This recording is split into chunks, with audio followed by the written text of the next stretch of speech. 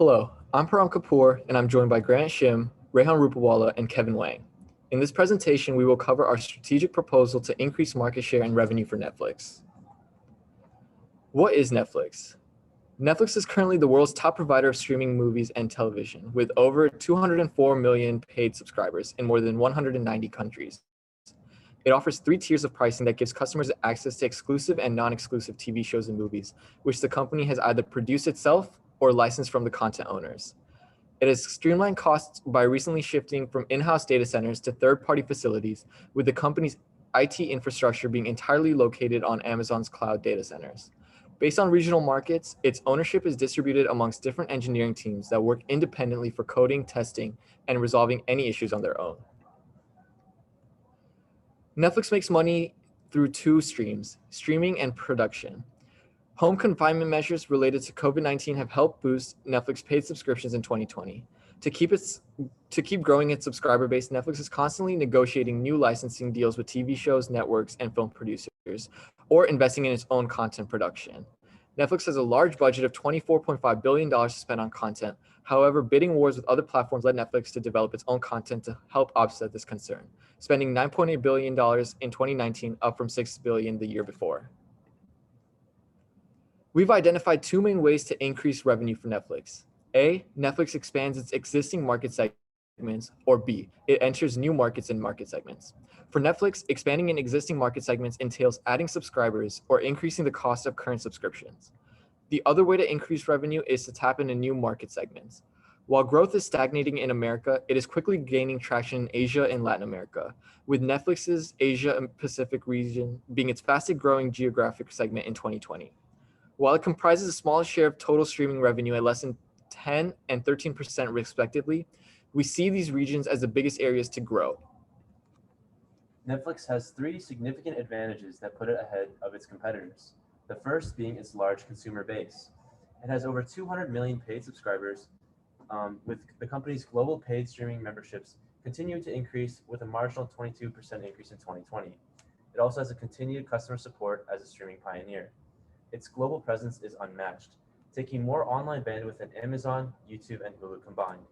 It services across more than 190 countries, which allows it to branch to other major regions. In just Europe, Middle East, and Africa, Netflix generated $7.8 billion in 2020. This region alone comprised about 31% of the company's total streaming revenue. Its second advantage lies in its original content. This allows Netflix to differentiate itself among other brands.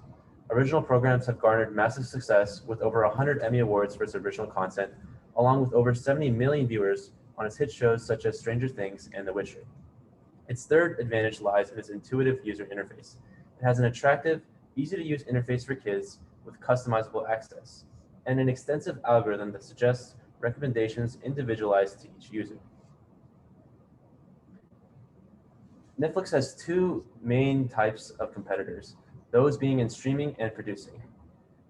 In just streaming competitors, Amazon Prime has a consumer base of 150 million users, which is quite comparable to Netflix. Hulu also offers a much more affordable price, along with a package deal with Spotify. Apple TV also has a large existing consumer base with an easy interface. Its production competitors include HBO Max, which has original shows such as Game of Thrones that have such large fan bases. Disney Plus also has an existing consumer base with large franchises such as Marvel. Just from Marvel films themselves, Disney has made over $18 billion in revenue, which leads into Netflix's stagnated growth. The initial problem stems from decreased subscriber growth, being short 2 million subscribers from its initial expected count. This decreased growth is caused by a delay of productions of shows and movies. Additionally, Netflix has pressure to continue to balance costs while competing with other companies entering the market. Our proposed solution is then 3-pronged. First, we plan to develop franchise merchandise from original content, then integrate a novel social activity tab, as well as implementing partnership deals. Now, moving on to merchandising.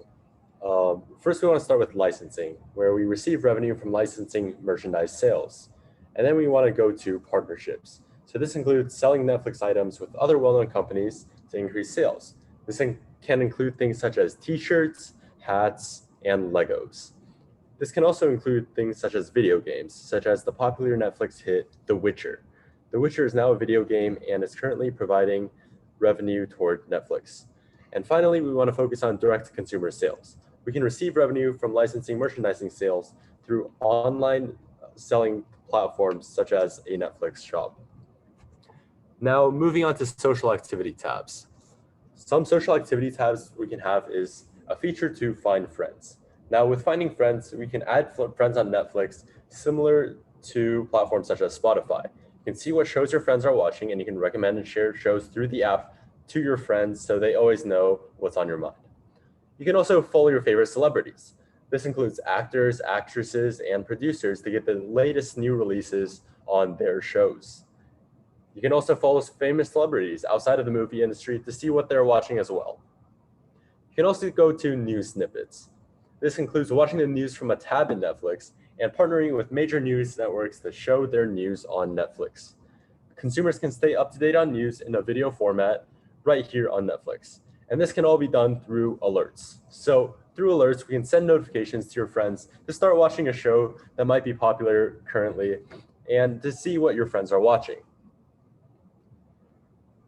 And now moving on to Netflix partnerships. One of the things we want to focus on in the US is domestic smart tech.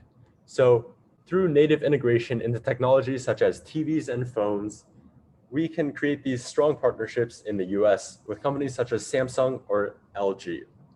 In addition, we can expand into foreign markets through telecom companies.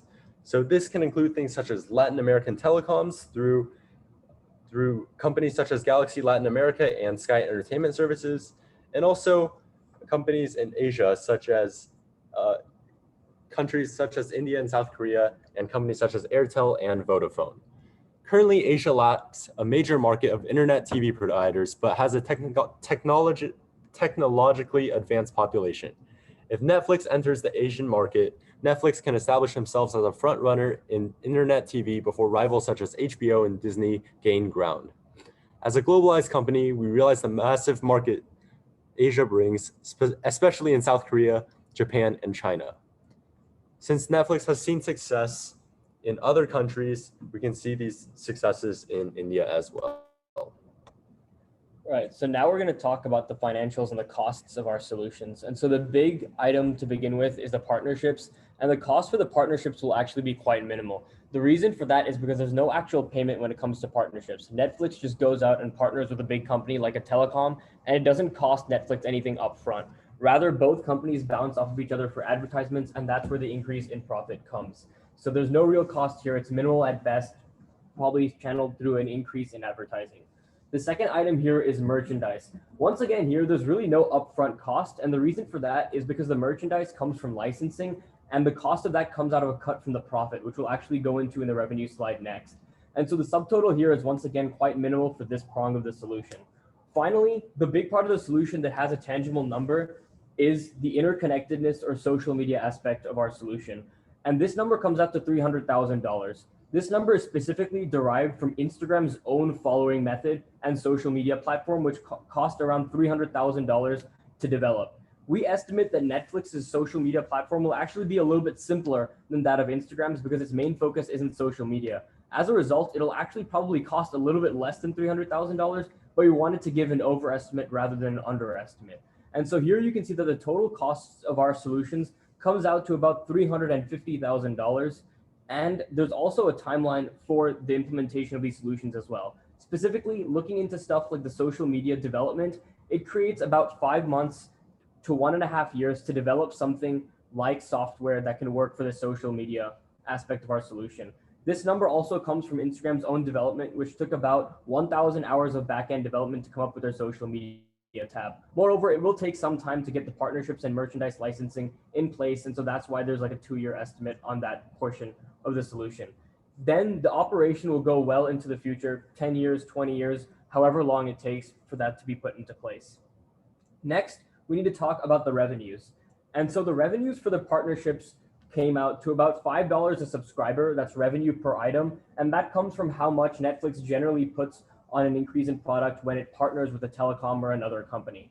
From that, we used estimates taken from Netflix's initial partnership with Indian telecom Jio, the biggest telecom in India, and we compared that to the Latin American and South Korean market. And we came out to a number of $800 million in increased revenue. This number comes from an increase in 160 million people of the new market. And these are people taken from India, South Korea, and Latin America, all markets with a lot of new people that can and Netflix should be taking advantage of. The next item here is merchandise. And so we came out with an estimated $100 million increase in revenue. And thankfully, this estimate was pretty easy because Ted Sarandos, co-CEO of Netflix, estimated that if Netflix reaches out into its merchandise sectors, it could increase by about $1 billion in growth. So those are numbers internally from Netflix. And the reason that we put $100 million was because Netflix takes about 10% of profits when it comes to licensing. That's a pretty standard number for people that license. The rest, the 90%, the chunk, is gone to the people that actually produce the materials. And that's what we talked about in the cost initially. There's no upfront cost, it's just a chunk of the profits.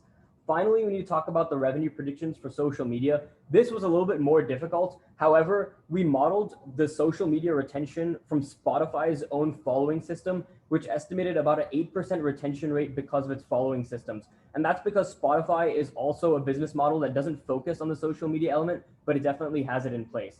And so coming out with a subtotal using that 8% retention rate on Netflix's current market segment, we came out with $200 million in increased revenue. And so the total projected increase in revenue is $1.1 billion. And that's for the three prongs of our solution. And it's important to note that this figure is actually annually. So what this means is that we'll be raking in about $1 billion annually from an increase from these solutions. Next, we need to talk about some of the limitations of our solutions. And so we've come up with one big limitation for each prong of our solution. And so the first thing here is that the partnerships that we want to make as Netflix are determined by other companies, right? So if a telecom company doesn't want to partner with Netflix, then it won't, and the partnership falls through. However, it's important to note that every single company we listed, except for Samsung, is actually smaller than Netflix. So it's in their own interest to make the partnership with Netflix because it'll increase their advertising likely by more than it will actually help Netflix itself. The second limitation here is that there is an existing revenue cap on the merchandise market. What this means is that the merchandise market isn't infinite, and we can't just keep licensing out merchandise for shows that aren't popular. However, it's important to note here that the cap is probably pretty high, especially because the co-CEO of Netflix himself is already estimating that it can bring in more than $1 billion, and so we don't have to worry about hitting that cap anytime soon. Finally, it's important to note that there is an extensive rollout time for the social activity tabs that we talked about, as we estimated about a year's time to put this technology into place. But this is true for any feature, especially if you're trying to break into new markets. And Netflix has much more on-site developers than Instagram did when it first started off. So we estimate that Netflix will be able to get this done faster than a lot of other companies that might be trying to do the same thing. And so, in summary, we've addressed the problem of Netflix losing its market share and losing some revenue. As a result, we've proposed a three-pronged solution, and we hope that Netflix implements this solution that centers around social media, merchandising, and partnerships. If Netflix integrates this solution, hopefully they can tap into new markets and bring more revenue in the future. Thank you for listening.